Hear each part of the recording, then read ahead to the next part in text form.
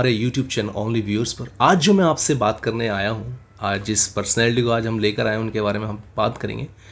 बहुत ही फेमस है, उनका नाम है मनोज तिवारी। भोजपुरी इंडस्ट्री के बहुत बड़े सुपरस्टार रह चुके हैं और अभी भी हैं, और हाल फिलहाल में मेंबर ऑफ पार्लियामेंट हैं नॉर्थ ईस्ट दिल्ली से।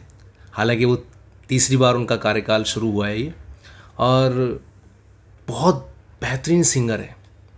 तो उनके बारे में आज मैं उनके जीवन का परिचय आपसे कराना चाहता हूँ। जब भी हम मनोज तिवारी के बारे में बात करते हैं तो लोग सोचते हैं शायद वो बिहार से हैं, लेकिन ऐसा नहीं है। उनका जन्म जो है उत्तर प्रदेश में हुआ। हालांकि उनकी जो फैमिली है वो बिहार से बिलोंग करती है, और इसी वजह से उनकी जो भोजपुरी लैंग्वेज पर पकड़ है वो बहुत मजबूत है। कोटि की जो पढ़ाई कंप्लीट की, बनारस हिंदू यूनिवर्सिटी से कंप्लीट की। उसके बाद उन्होंने शादी की अपनी पहली, उससे एक बेटी हुई। उसके बाद फिर दूसरी शादी की उन्होंने, फिर उससे 2 बेटियां हुई। और उन्होंने अपने जीवन में हमेशा वो क्रिकेटर बनना चाहते थे, लेकिन इत्तेफाक से चीज़ें ऐसी हुई कि उनको अपना क्रिकेट का जो शौक़ था वो छोड़ना पड़ा और वो सिंगर बन गए। जब भोजपुरी गानों में उन्होंने एंट्री की तो उन्होंने कई ऐसे ऐसे फेमस गाने गाए जिनसे लोगों तक उनका काम को पहचान मिली, और धीरे धीरे वो फेमस होना शुरू हो गए।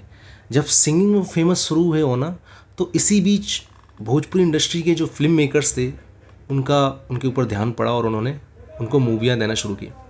जिन मूवियों में सबसे पहले एक तरह से कह लो उनको जो पहचान मिली और जिसमें काम उन्होंने अच्छा किया, उसमें था ससुरा बड़ा पैसे वाला,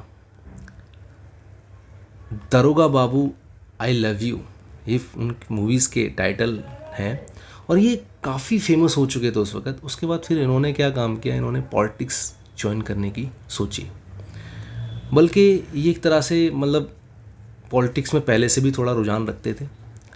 फिर इन्होंने क्या काम किया, ये पॉलिटिक्स में आए और इन्होंने समाजवादी पार्टी से जो मौजूदा सीएम हैं यूपी के, उनके अगेंस्ट गोरखपुर से चुनाव लड़ा मेंबर ऑफ पार्लियामेंट का। इत्तेफाक से ये हार गए, लेकिन एक पहचान बना गए अपनी है। फिर उसके बाद फिर क्या है कि इनकी चीज़ें चेंज होती रही, और ये बिग बॉस में भी गए, जहाँ से ये हिंदुस्तान के हर घर में पहुँच चुके थे। हर कोई जान गया था कि ये मनोज तिवारी हैं, भोजपुरी इंडस्ट्री के बहुत बड़े सिंगर हैं, लीजेंड है एक तरह से वहाँ के। क्योंकि भोजपुरी इंडस्ट्री की अगर हम मनोज तिवारी के बिना बात करेंगे तो मुझे लगता है कि हम उनके साथ नाइंसाफ़ी कर रहे हैं, इवन इंडस्ट्री के साथ नाइंसाफ़ी कर रहे हैं अगर मनोज तिवारी का आप नाम नहीं लेते हैं। तो बहुत बड़ी पर्सनैलिटी हैं ये। और उसके बाद फिर इन्होंने दोबारा ये पॉलिटिक्स में आए जब अन्ना हजारे का आंदोलन हुआ। बाबा रामदेव के आंदोलन में सबसे पहले ये भूख हड़ताल जो बाबा रामदेव ने सरकार के अगेंस्ट की थी, उसमें आए। वहाँ से ये एक्टिव हुए राजनीति में।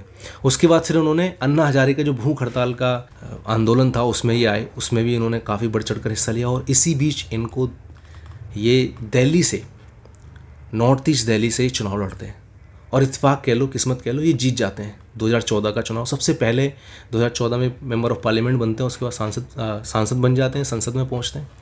उसके बाद लगातार ये 3 दफ़ा चुनाव जीतते हैं सेम जगह से, और ये अभी भी सुरक्षित है, इन्होंने अपनी सीट सुरक्षित कर रखी है वहाँ पे। और ये एक चीज़ मैं यहाँ पे बता दूँ, क्रिकेट के बहुत बड़े शौकीन रहे हैं, और यही वजह है कि ये अपने दोस्त, जो इनके दोस्त वगैरह हैं, उनके साथ ही क्रिकेट खेलना बहुत वगैरह जो होते हैं भोजपुरी इंडस्ट्री की तरफ से, ये अपनी टीम के साथ हमेशा ये आप देख सकते हैं इनको खेलते हुए। उसके अलावा भी ये क्रिकेट को बहुत ज़्यादा बढ़ावा देते हैं, कोशिश करते हैं कि क्रिकेट की तरफ लोगों का रुझान बढ़े, और ये काफ़ी सपोर्टिव है क्रिकेट को लेके। और बहुत सी चीज़ें ऐसी हैं इनकी, जैसे अभी आपको बताऊं, इनके गाने बहुत फेमस हैं, जिनमें से एक गाना फेवरेट गाना है, वो है जिया हो बिहार के लाला। थोड़ा सा सुनाना चाहूँगा। जिया हो बिहार के लाला, जिया तू 1000 साला, तनी नाची के, तनी गाई के, तनी नाची गाई सबके मन बहलावा रे भैया। तो ये गाना इनका बहुत फेमस है, बहुत से हैं। और फिर अभी हाल फिलहाल में एक पंचायत वेब सीरीज़ आई थी, उसका तो ये एकदम से सुपर डुपर हिट हो गया वो सॉन्ग तो। और इनको एक सॉन्ग है इनका, रिंकिया के पापा, उसके नाम से लोग बहुत ज़्यादा जानते हैं मनोज तिवारी को। इवन कुछ लोग, ऐसा होता है कई बार पर्सनैलिटी का नाम नहीं जानते, लेकिन कुछ उसका एक ऐसा वो होता है उससे जानते हैं। तो इनको रिंकिया के पापा के नाम से ज़्यादा जाना जाता है। हालांकि वो भी एक फेमस सॉन्ग है इनका। और सब मेरे कहने का मतलब है जो आज हम इनकी जो बायोग्राफी आज हमने जो बताई है उसका सिर्फ मेरा मेन मोटिव यही रहा है कि हमेशा आप अपने लक्ष्य को पाने के लिए नई स्किल्स जो हैं उन पे काम करें। ज़रूरी नहीं है यार कि मेरे को वही बनना है जो मैं बनना चाहता हूँ। कई बार क्या होता है, परिस्थितियाँ आपको उस ओर लेके जाती हैं जहाँ आप बहुत अच्छा कर सकते हैं, जहाँ आप अपने शौक़ से ज़्यादा अच्छा कर सकते हैं। जिस फील्ड में परिस्थितियाँ उस हिसाब से आपको मैनेज करके वहाँ लेके जाती हैं। तो आपने क्या करना है, घबराना नहीं है सबसे पहले यार। और ये नहीं कहना कि यार मैं ये क्यों नहीं कर पाया, वो क्यों नहीं कर पाया। यार अगर तुम्हें मौका मिला है तो आप उस फील्ड में भी अच्छा कर सकते हो जहाँ आप मजबूरी में गए हो। आप वहाँ पे क्या करो, आप स्किल्स को डेवलप करो अपने अंदर, ताकि उन स्किल्स के थ्रू जो काम आपको मिला है बहुत इफ़ेक्टिवली और एक ऐसा इस तरीके से कर पाओ ताकि लोग आपके काम को पसंद करें। और इन्होंने वही किया। ये कोई बहुत बड़े बैकग्राउंड से मतलब नहीं आते, बहुत बड़े बैकग्राउंड से नहीं आते, लेकिन इन्होंने मेहनत की और मेहनत करके अपना मुकाम बनाया। इवन जब आप इनकी स्टोरी सुनोगे ना तो आपको लगेगा कि यार कोई बंदा इस मतलब ये ऐसी पर्सनैलिटी है, इनको मैंने ज़्यादातर देखा है लोग इनका मजाक बहुत बनाते हैं, बहुत मजाक बनाते हैं इनका। लेकिन जब आप इनकी स्टोरी सुनोगे तो आपको एक मोटिवेशन मिलेगा कि यार आपको सिर्फ अपने काम पे ध्यान देना, लोग क्या कह रहे हैं फ़र्क नहीं पड़ता भाई। आपने कुछ नहीं सोचना किसी के बारे में, आपने सिर्फ अपना ध्यान रखना है कि आपके लिए बेहतर क्या है।